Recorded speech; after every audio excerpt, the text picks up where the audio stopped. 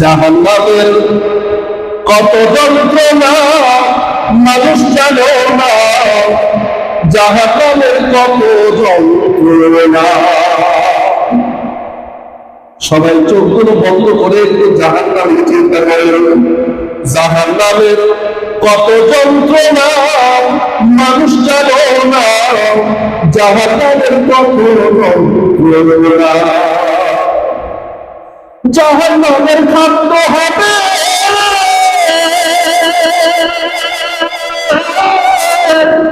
পুঁজির খাওয়াইবে,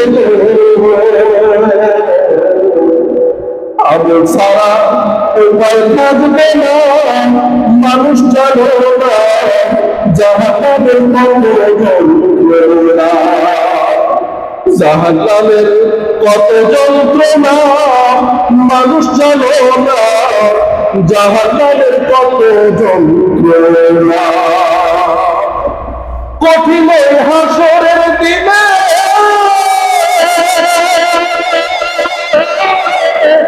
জাহান্নামে থাকবে আমল ছাড়া উপায় থাকবে না, মানুষ জানে না জাহান্নামের কত যন্ত্রণা। জাহান্নামের কত যন্ত্রণা মানুষ জানে না, জাহান্নামের কত যন্ত্রণা। মুসলমান ভাইরা আমার একটু কথা বলে শুধুই মাত্র কবরের চিন্তা আপনার আমার মত ছিল তা নয়।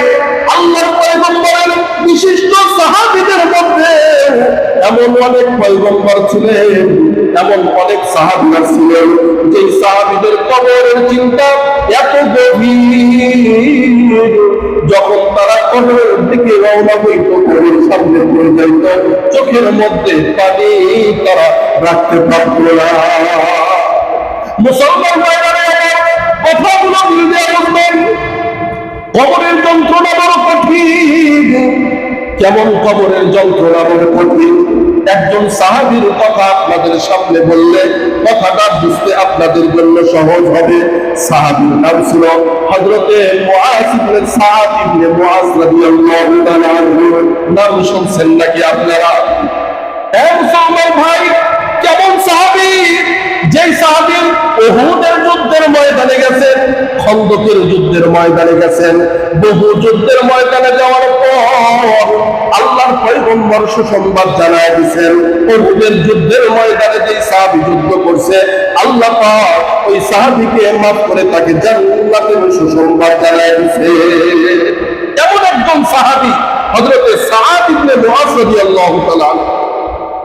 উহুদের ময়দানে সাহাবী যুদ্ধ যখন করতেছে, হঠাৎ করে একটা তীর এসে সাহাবীর গায়ের মধ্যে লেগে যায়। এমন ভাবে তীরটা গায়ের মধ্যে লেগে যায়, সাহাবী একেবারে কঠিন অসুস্থতার মধ্যে পড়ে যায়। এরপরে আস্তে আস্তে যখন কঠিন অসুস্থতা বাড়তে থাকে, নবীজির কাছে খবর আসলো, ও পয়গম্বর, আপনার সাহাবী সাদ ইবনে মুআজ কিন্তু বড় অসুস্থ হয়ে গেছে, এই সাহাবী আর হয়তো বা বাঁচবে না, আপনি কি একবার তাকে দেখতে যাবেন নাকি? আল্লাহর পয়গম্বর সাহাবায়ে কিরামকে সাথে নিয়ে তাকে দেখার জন্য যখন গেলেন, যাওয়ার পরে দেখেন আশিকের অবস্থা বড় ভালো না, হয়তো বা কিছু সময় পর আল্লাহর বান্দা কবরের জগতের বাসিন্দা হবে। আল্লাহর পয়গম্বর উপস্থিত সাহাবীদেরকে ডাকিয়ে বললেন, হে আমার সাহাবীরা,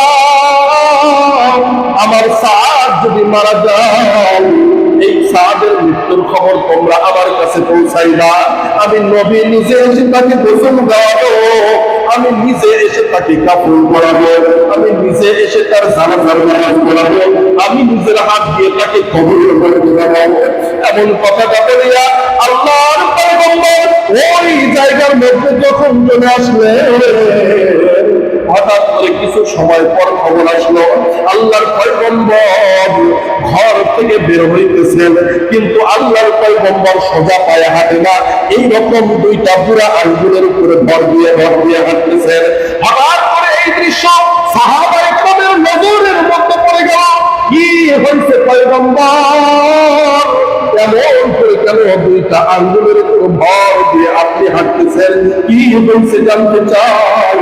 আল্লাহর পয়গম্বরকে যখন জিজ্ঞাসা করল, পয়গম্বর ডাক দিয়া কয়, এ আমার সাহাবীরা শোনো, আমার সাহাবের মৃত্যুতে শুধুমাত্র তোমরা শতাহত তা নয়, আসমানের সকল দরজা আল্লাহ পাক খুলে দিয়েছেন, আর সকল ফেরেশতাগুলো সাহাবের জানাজা পড়ার জন্য জমিনের মধ্যে সবাই এসে গেছে। এত মর্তবা সাহাবে, সমস্ত ফেরেশতারা জমিনের মধ্যে আসছে জানাজার নামাজ পড়ার জন্য। আমার সাহাবীরা, এই জায়গার মধ্যে এত পরিবার ফেরেশতারা ভিড় করেছে, আমি হাঁটার মতো সোজা জায়গা নয়। এই জন্য দুই পায়ের দুইটা আঙ্গুলের উপর ভর করে আমি হাঁটতেছি। আল্লাহর পয়গম্বর ওই সাহাবীর গোসলের ব্যবস্থা করলেন, সুন্দর করে কাপড় পরায় দিলেন, জানাজার নামাজ নিজের পয়গম্বর পড়াইলেন।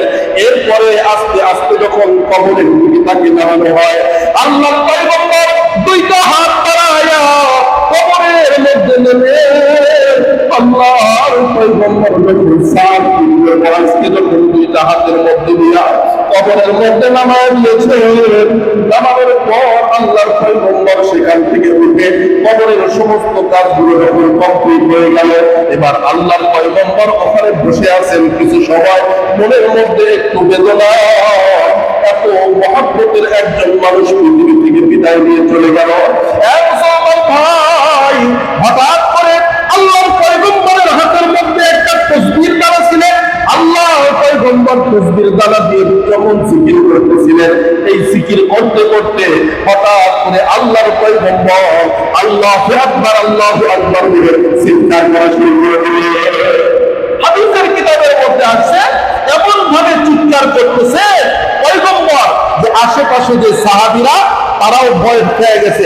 আরে নবী তো এইভাবে কোনোদিন চিৎকার করে না, কি হইল আজকে কবরের পাশে, আর কবরের ভেতরেই বা কি হইতেছে, যেটা দেখে আল্লাহর পয়গম্বর এমন চিৎকার করা শুরু করলেন। সাহাবায়ে কেরাম নবীজির কাছে এসে ডাক দিয়া বলেন, ও পয়গম্বর, এই যে আপনি তসবির দানা দিয়ে জিকিররত এমন চিৎকার করলেন, কেন করলেন একটু জানতে চাই। নবী আলাইহিস সালাম ডাক দিয়া বলতেছে, শোনো, আমার সাত তো এত দামি একজন মানুষ, যার জানাজা পড়ার জন্য ৭০,০০০ ফেরেশতা জমিনের মধ্যে আসছে, জান্নাতের দরজাগুলো আল্লাহ পাক খুলে দিয়েছেন, আসমান জমিনের সমস্ত জায়গা নিয়ামত দিয়ে ভরে দিয়েছেন, কিন্তু তার জীবনের কি একটা আমল অথবা কোনো একটা বিষয় আল্লাহর কাছে এমন আছে যেটা পৃথিবীর কেউ জানে না।